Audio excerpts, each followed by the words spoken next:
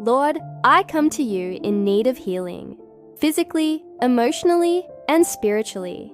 I know that you are the great healer, and you can restore all things.